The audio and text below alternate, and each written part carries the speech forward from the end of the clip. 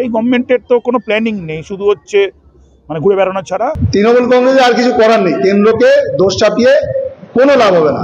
21 দিন 22 দিন মাস পার হয়ে যাবে, 1 মাসের জায়গায় 2 মাস পার হয়ে যাবে, তেলের দাম কোথায় উঠে দেখুন। পশ্চিম এশিয়ায় যুদ্ধের আবহে হেসেলে তালাবন্ধ হওয়ার উপক্রম, জানা আছে ঝাঁঝ বাড়ছে রাজনৈতিক মহলেও। কেন্দ্র রাজ্য দায় কার, এই নিয়ে তঙ্গে উঠছে রাজনৈতিক তরজা। গ্যাস সরবরাহ সংকটের পরিস্থিতির মাঝেই বুকিংয়ে জারি হয়েছে কেন্দ্রের নয়া নিয়ম। দেশের গ্রামাঞ্চল এবং দুর্গম এলাকায় 2টি এলপিজি সিলিন্ডার বুকিংয়ের ব্যবধান বাড়িয়ে 45 দিন করা হয়েছে। শহরাঞ্চলের ক্ষেত্রে অবশ্যই ব্যবধান এখনও 25 দিন। সব নিয়ে বাড়ছে রাজনৈতিক উত্তাপ। পথে প্রতিবাদ তৃণমূল কংগ্রেসের। মূল্যবৃদ্ধি থেকে গ্যাস সরবরাহের সংকটের কারণ হিসেবে বিজেপির পরিকল্পনার অভাবকেই দায়ী করছে তৃণমূল। তো বিজেপি সরকার আমাদেরকে তাহলে কি দেবে? ক্রাইসিস ম্যানেজমেন্ট করতে পারবে না, প্রতিরক্ষায় আমাদেরকে মানে রক্ষা করতে পারবে না। সুপারফিশিয়াল একটা গভর্নমেন্ট, যেখানে মোদিজি কোট টাই প্যান্ট পরে ঘুরে বেড়াচ্ছে এবং সেখানে দেশ বিদেশ ভ্রমণ করে বেড়াচ্ছে কোটি কোটি টাকা খরচা করে। আলটিমেটলি তার কোনো মানে এফেক্টিভ রেজাল্ট নেই। এই যে আমাদের আজকে এলপিজি গ্যাস দিয়ে সেটা প্রমাণিত হচ্ছে। এলপিজি সংকট ইস্যুতে সুর চড়িয়েছে বিজেপি, পাল্টা তৃণমূলের ওপরেই দায় ঠেলেছেন বহরমপুরের বিজেপি নেতৃত্ব। স্কুল, বিভিন্ন যে অফিসিয়াল ডিপার্টমেন্ট, তাদের যে পরিমাণ গ্যাসের প্রয়োজন হয় তার থেকে বেশি গ্যাস আগাম তারা সংগ্রহ করে রেখেছে এবং সেটা সরকারের নির্দেশে তারা করেছে, যাতে আর্টিফিশিয়ালি একটা সংকট জনগণের মধ্যে তৈরি হয়।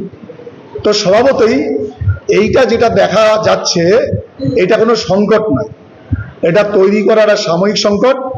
সরকার জানে যে এটা ছাড়া এই ভারত সরকারের বিরুদ্ধে তাদের বিশেষ কিছু করার নেই, বলারও নেই।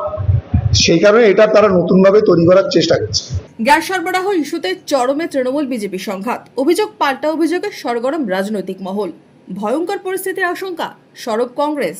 ভয়ঙ্কর পরিস্থিতি আসছে, সেটা শুধু শুধু ভারতবর্ষের জন্য নয়, সারা পৃথিবী জুড়ে ভয়ঙ্কর পরিস্থিতি আসছে, ভয়ঙ্কর। তেলের দাম কোথায় গিয়ে দাঁড়াবে আমরা জানি না।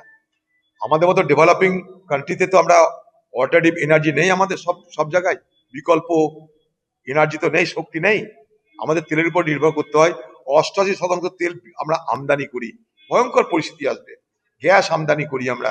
গ্যাস সরবরাহের সংকট নিয়ে দিকে দিকে বেড়েছে উদ্বেগ। বুকিং এর সমস্যা, বুকিং এর পর সময় মতো ডেলিভারি নিয়েও উদ্বেগ। সব নিয়েই বর্তমানে মাথা ব্যথার কারণ এলপিজি সরবরাহ। যদিও চিন্তার কোনো কারণ নেই। বৃহস্পতিবার সংসদে এমনটাই দাবি করেছেন পেট্রোলিয়াম মন্ত্রী হরদীপ সিং পুরী। দেশে পেট্রোল, ডিজেল, কেরোসিনের অভাব নেই, পর্যাপ্ত গ্যাসও মজুত রয়েছে।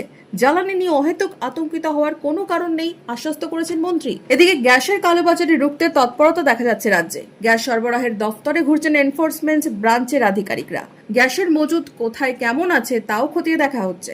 আশ্বাস মিলছে, যদিও রান্নার গ্যাস নিয়ে হেসেলেও বাড়ছে উদ্বেগ। জ্বালানি সংকটে বিকল্প পথ খুঁজছে আমজনতা। Bureau report, Imagine Community media.